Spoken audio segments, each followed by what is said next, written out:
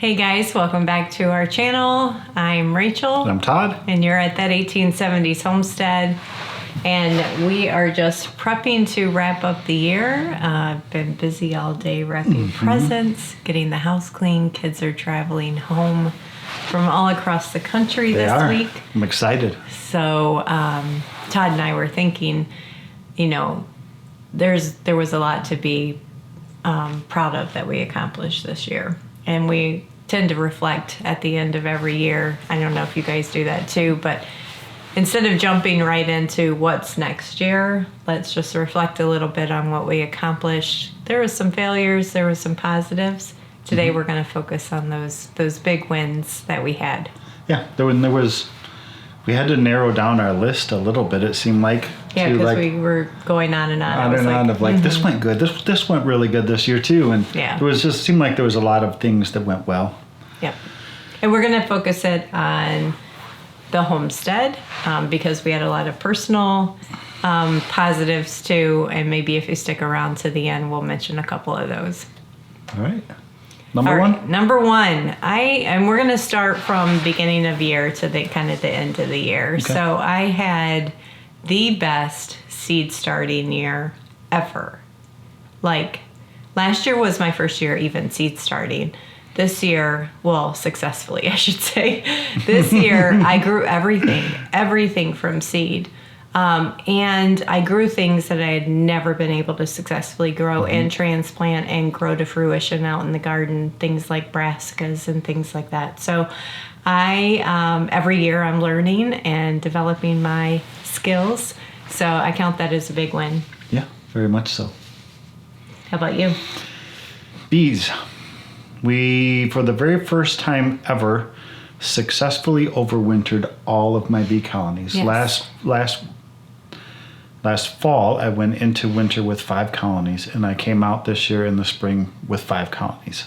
So awesome. I did do a very extensive write-up. I wanted to do a video for you guys on how I overwinter my bees because it's kind of evolved a little bit over the years. I've learned more and more and more each year. I did do an extensive write-up posting on our Facebook page. If you want to check that out, I didn't get a chance to do the video that I wanted this year. We also, I think, captured 2 swarms this year. A 3rd swarm, we did not capture it. It was too high up in the tree. And didn't you do a split? I didn't split anything. You didn't split anything. But then we harvested.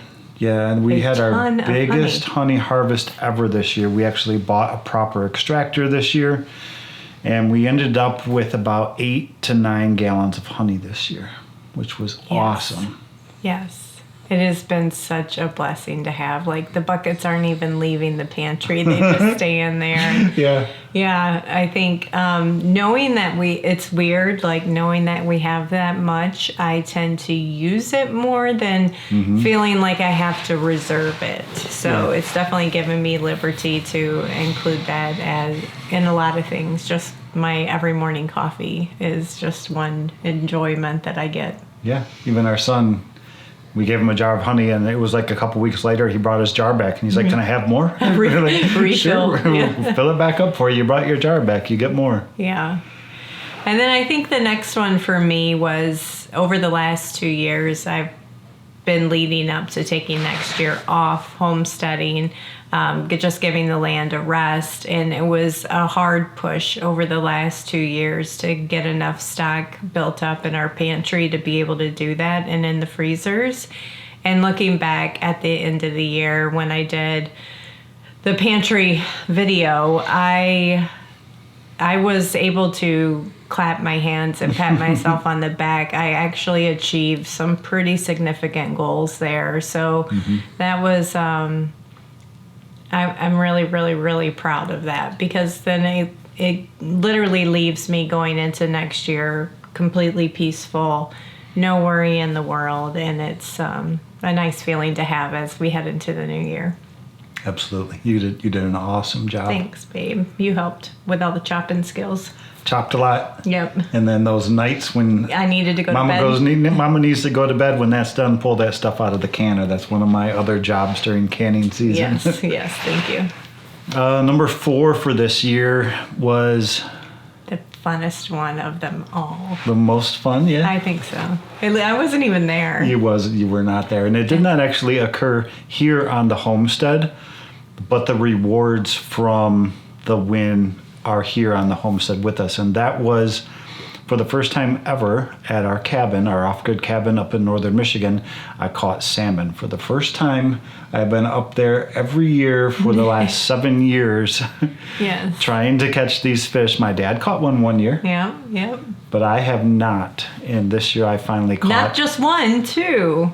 Well, actually 3. 3, because you put one I back. put one back because I didn't know it was a salmon because it looked different because it was a jack. So Yeah.